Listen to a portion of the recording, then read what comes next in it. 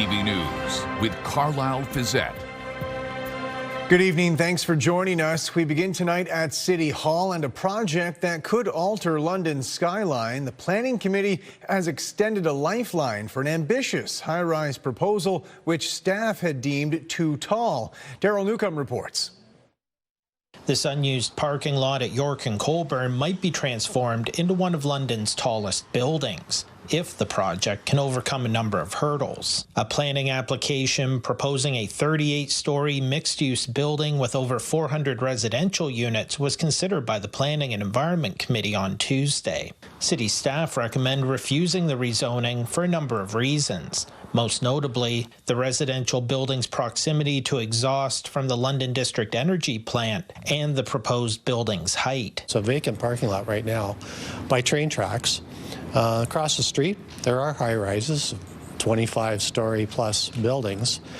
So what's the appropriate height here? And while this location might feel like it's on the edge of the downtown core where the highest density development is permitted, in fact, this property is classified as an urban corridor place type, which means a maximum height of 15 stories. This is exactly why the Planning Committee and Council as a whole has discretion, because official plans will have gaps in them where something doesn't quite make sense on an individual property here or there. A motion by the Deputy Mayor recommended referring the matter back to staff for further discussions with the developer about finding a path to approve the project. A revised application expected back in front of the Planning Committee before the end of June. Have a discussion about what's maybe an appropriate middle ground between the 15 that's allowed in the plan versus the 38 that the applicant asked for, when we do recognize 45 is allowed right across the street. Natural gas fumes that are coming out their stack,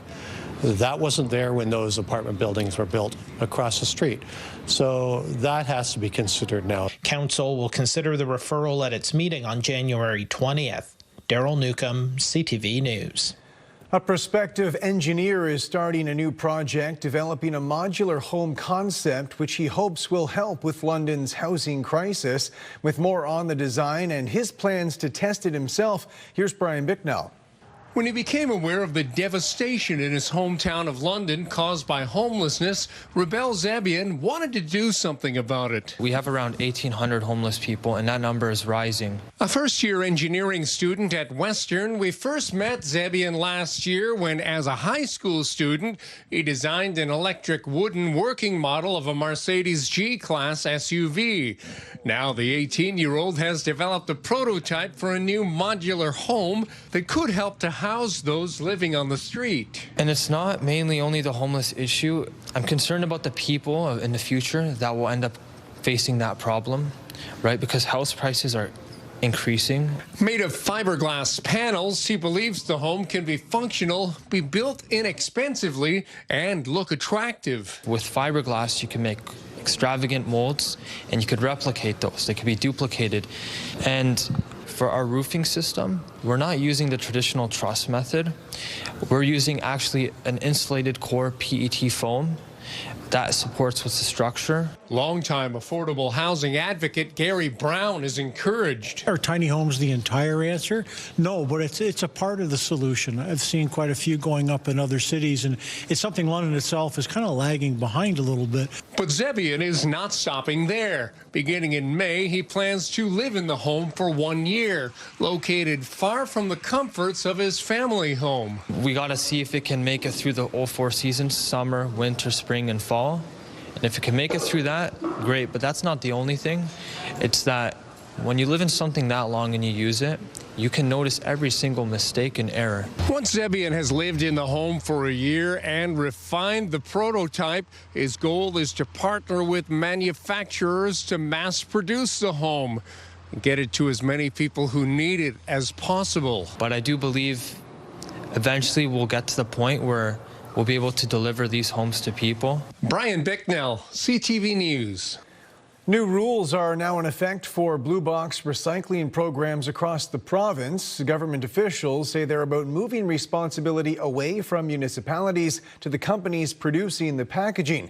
However, as Rita Ismail reports, the changes are creating challenges for many local businesses. Quartermaster Natural Foods in Wortley Village is among nearly 500 local small businesses that will no longer receive curbside blue box service. Owner Tim McMillan says despite efforts to address the issue last year, many businesses are now left to sort it out on their own. There's no option really for me short of hiring a private contractor to come pick up our cardboard or me physically taking the cardboard out to some form of a recycling service. Many of the businesses along Wortley Road were not even aware of the changes, some putting out their recycling this week. I had no idea, actually no knowledge of this until just now, just today. Effective January 1st, the responsibility for the Blue Box program shifted from cities to producers, the companies that supply packaging and paper. In London, residential recycling is no longer managed by the city. Instead, Circular Materials now oversees curbside collection and processing. But under provincial regulations, businesses are not included in that pickup. Would be either the municipality would want to step in or the individual businesses themselves would have to make arrangements. But it's not something we can provide. Our program is specific to residential recycling. In a statement to CTV News, a spokesperson for the Minister of Environment, Conservation and Parks said producer responsibility organizations have never been responsible for collecting blue box materials from industrial, commercial or institutional sources. In some communities, municipalities have chosen to offer small business recycling on their own initiative, and they can continue to do so. But despite discussion at City Council, London has yet to announce a solution for affected businesses. Really, it's been kind of crickets from City Hall. In the meantime, business owners worry the changes could discourage recycling altogether. We should all be working collectively together, the communities, the city, the provincial government, to do better and to not leave a footprint and to be able to encourage people to recycle. And I'm afraid that this is going to do quite the opposite. Rita Ismail, CTV News. The province's police watchdog has cleared a London officer for their role in a fatal crash last fall. According to the SIU, the officer tried to stop a driver in the Old East Village back in September. Officials say the driver took off, though, crashing into an SUV at Queens Ave and William Street, killing a woman and injuring 2 men. Police say the person driving the truck is a man from Manitoulin Island who faces several charges. A father took the witness stand today in the manslaughter trial against a local daycare operator, describing the days surrounding his young son's death. With more on that testimony, here's Nick Paparella. Just days after this photo was taken with his father, Kent McClellan, in October of 2015, the court heard 15-month-old Nathaniel would die in a hospital bed from a brain injury. When remembering his son, he said, "I love them all, but Nate was a good guy, and he just loved being with people." Just before the photo was taken, the father said Nathaniel had been bumped by a door, saying it looks like he had some blemish on his forehead, but he didn't notice any other injury. The next day, Nathaniel would be taken to the home daycare of Megan Van Hoof in Strathroy. And just hours after being dropped off, McClellan received an alarming call that something was wrong with the child. They were asking me if I could come to the hospital. Something had happened to Nate. Once there, he fought back tears when he said he was on a stretcher and he looked so.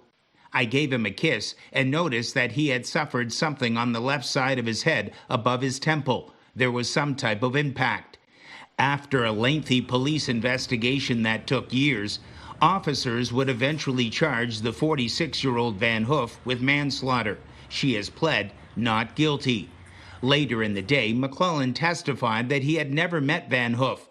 However, on the day Nathaniel was rushed to hospital, he received a text from her. She said, "This is Megan. I'm at the ER. I don't see you. Let me know what I can do." He said in the days that followed, "I was lifeless. I was spent. I was not in a good place." In time, he became increasingly frustrated with the police investigation, saying they didn't eliminate us as suspects, and I thought that was wrong. His testimony resumes on Wednesday. Nick Paparella, CTV News. Demonstrators gathered outside the London courthouse today, chanting support for a suspect charged for their role in a defense conference protest in the fall. What offense? Against which law? And what reasonable grounds could there be to seize these items? This is police overreach. The protesters accuse officers of unlawfully seizing flags and protest placards. London police have said they seized laptops, phones, placards and smoke bombs at properties in London, Hamilton, Toronto and Marmora. Charges have ranged from mischief to obstructing police and assault. The protesters denounced the charges as well as Israel's occupation of Gaza. Stratford police are offering a $10,000 reward trying to crack a cold case in a small Ontario town. Derek Ritz was last seen at a home in Sebringville, just west of Stratford, in December 2016. According to police, Ritz would regularly walk from Sebringville to Stratford, a trek that normally takes a little over an hour. There have been several ground and air searches since he vanished, but no closure at this point. There's been a lot of the same stuff been repeated to the investigators, so we know we're on the right track. A lot of the information that we get is pretty similar in nature, and a lot of it's third hand because everyone's heard the stories that are out there. Anyone providing information leading to Ritz's whereabouts or the people responsible for his disappearance is eligible for the $10,000 reward. To South America, and Colombian military officials deploying troops to the Venezuelan border. That's in response to signals from President Donald Trump that country could be next. Joy Malvin reports. The U.S. president taking a victory lap at the renamed Trump Kennedy Center. It was brilliant tactically. Donald Trump reveling in the American military might that captured former Venezuelan President Nicolas Maduro, now in a U.S. prison charged with narco-terrorism. We had a lot of boots on the ground, but it was amazing. And think of it, nobody was killed, and on the other side, a lot of people were killed. Unfortunately, I say that, soldiers. Cubans, mostly Cubans. Tensions are high in Caracas after gunfire erupted overnight. Armed military police now patrolling the streets. The U.S. president insists he's in charge and will run Venezuela and help rebuild its oil infrastructure. Maria Machado, the democratically elected opposition leader who's in hiding, vowed to return, praised Trump's actions. What he has done, as I said, is historic. It's a huge step towards a democratic transition. And yet the Trump administration isn't focused on that, supporting Maduro's hand-picked vice president as leader, saying the U.S. can work with her. The initial hopes that the departure of Maduro might represent a change in this hated regime have been dashed, seemingly endorsed by the United States, a woman who's got significant amounts of blood on her hands. Trump's national security strategy suggests America will exert more control. The State Department posting this with the words, "This is our hemisphere."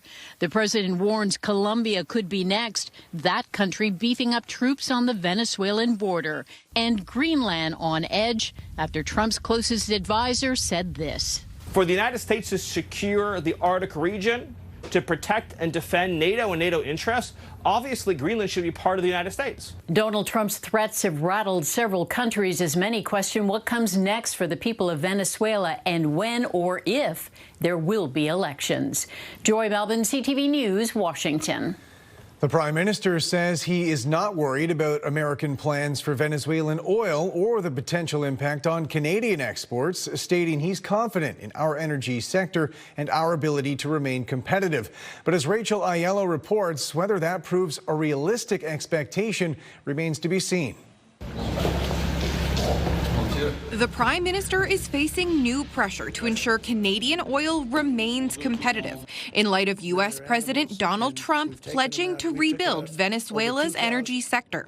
We're going to take back the oil that, frankly, we should have taken back a long time ago.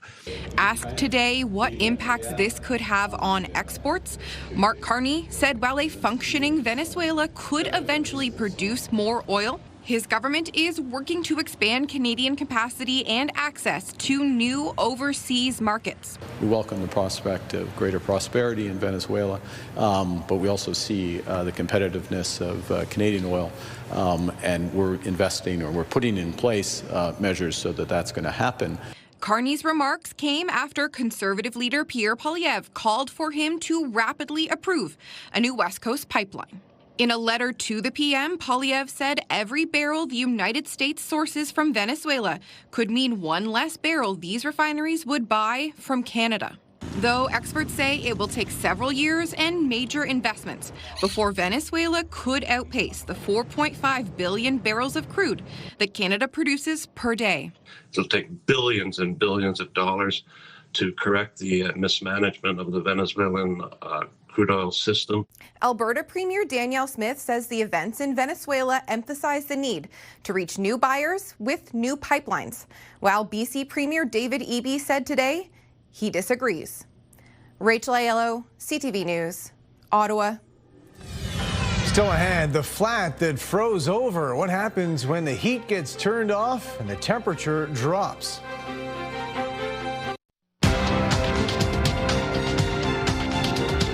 Strength in the basic materials sector lifted Canada's main stock index deeper into record territory. The TSX up 187 points today. In New York, the Dow surged almost 500, the Nasdaq up more than 150. Canadian dollar off 1/10 cent on commodities. Gold climbed almost $45 an ounce. Oil was down about $1.20 a barrel.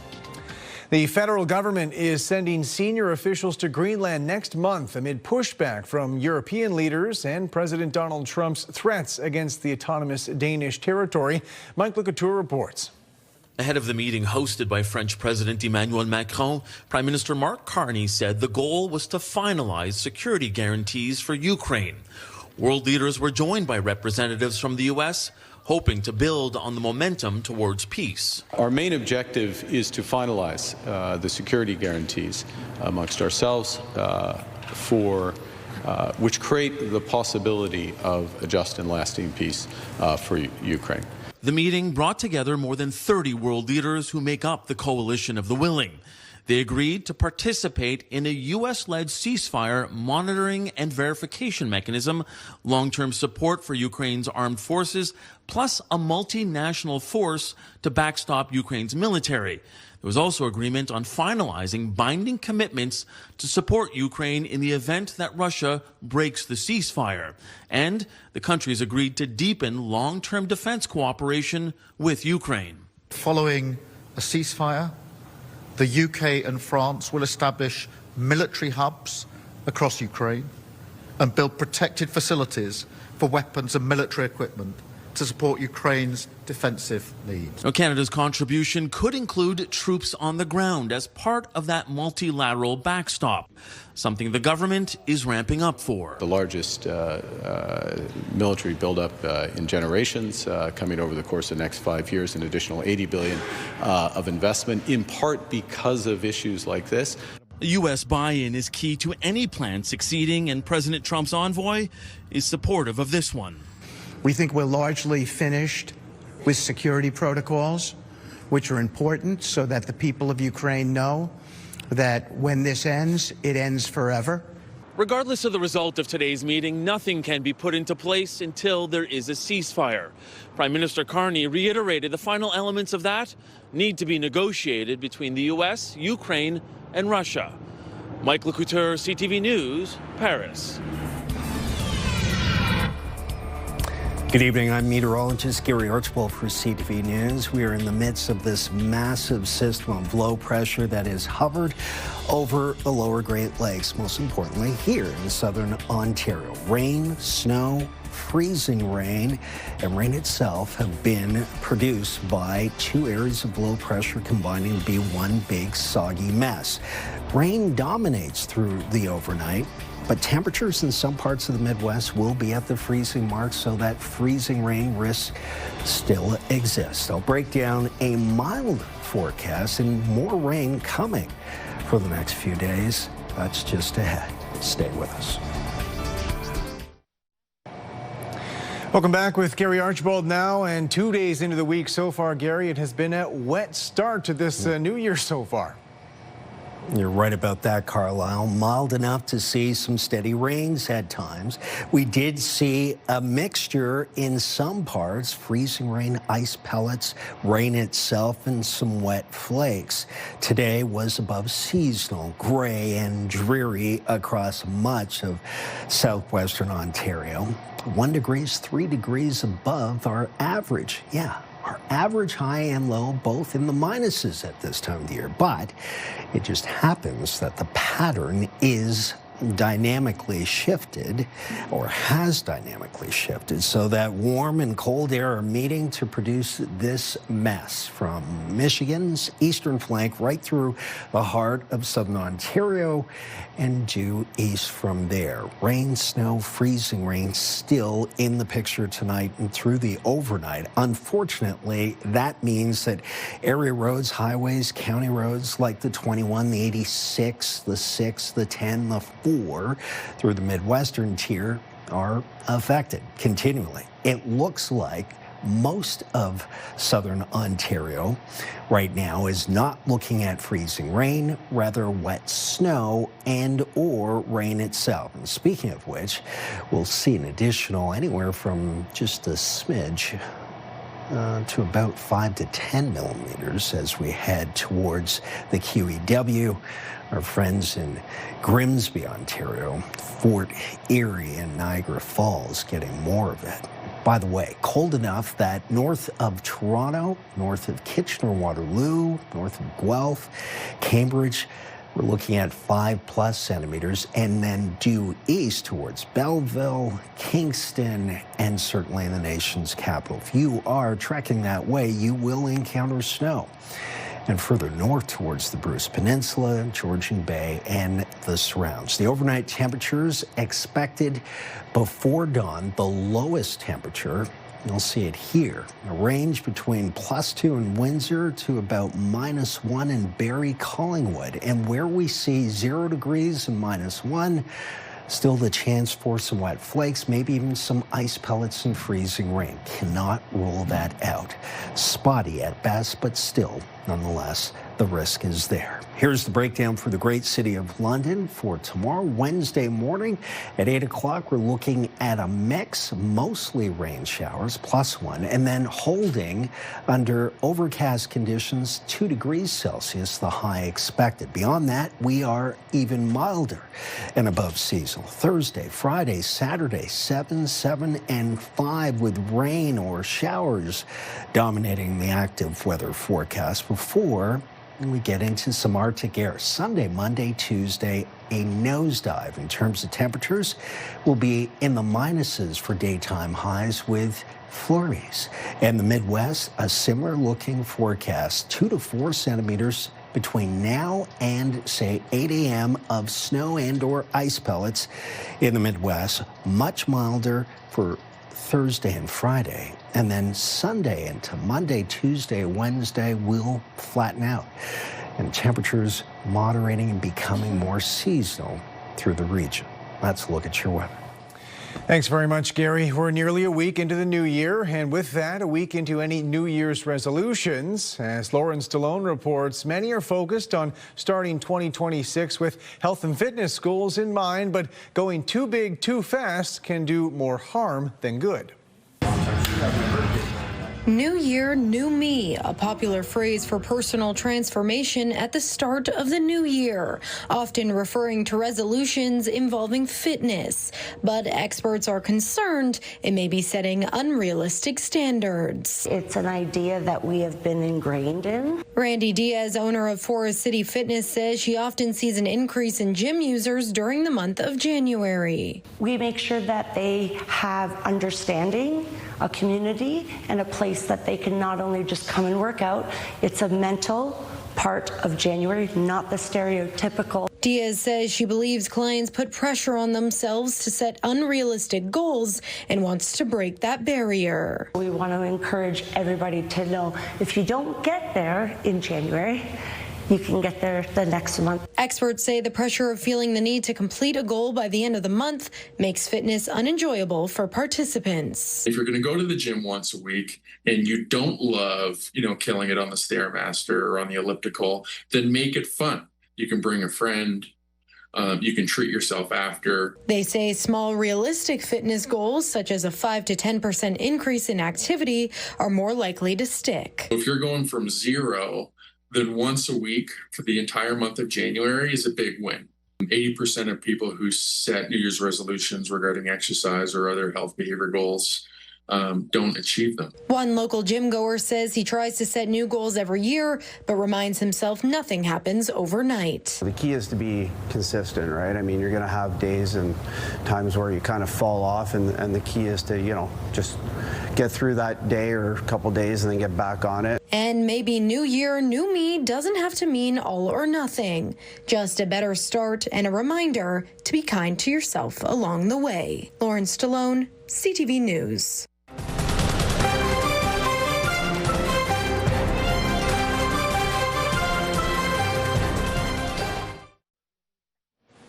Finally tonight, an icy disaster in a Quebec apartment. A former tenant left the heat off for months. Geneviève Beauchemin shows us the results. Much of this two-story apartment is now locked in ice, frozen in time. Some of the scattered frozen piles look like chiseled ice sculptures, but these were shaped by misfortune. This is an extreme case, says owner Jacques No. The tenant left on vacation and probably wanted to save money on electricity. We know everything is more expensive these days, and he turned off the heat. Now, the owner isn't quite sure when this happened, but the pipes froze, the toilet cracked, and liters of water flowed out and froze in this cold winter. Ice-encased appliances, and it's about 30 centimeters thick on the kitchen floor. This ice castle, as neighbors call it, isn't quite as palatial as Edmonton's, built for fun with its caverns and archways. And it's not exactly as magical as Elsa's castle in Disney's Frozen. Whoa! Now that's ice. I might cry. The owner here too might have cried, but is busy tending heaters to melt the ice. Malheureusement. That was an icicle falling off the ceiling. Once the ice is melted, the unit will have to be stripped and rebuilt to be a cozy, warm home once again. The tenant hasn't paid his rent in over 6 months and has now been evicted. The apartment owner says this is a good reminder to us all not to turn the temperature all the way down to keep our homes safe and warm. Geneviève Beauchemin, CTV News, Montreal. And that's it for us. Thanks for watching. For all of us at CTV News London, I'm Carlyle Fiset. Have a good night.